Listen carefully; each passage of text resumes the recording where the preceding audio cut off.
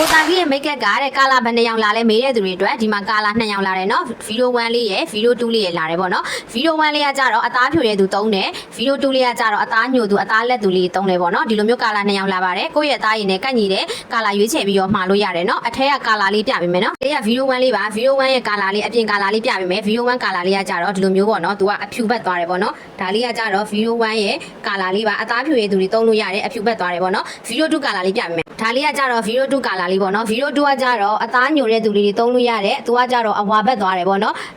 ဒီနံပါတ်2လေးကကြတော့ customer တွေအမှားများကြတယ်ဘာလို့လဲဆိုတော့မြန်မာလူမျိုးတွေကအသားညိုတဲ့သူများတယ်ပေါ့နော်အဲ့ခါမှာဒီလိုမျိုးအဝါဘောက်လေးကိုသုံးကြတယ်ပေါ့နော်ဒါပေမဲ့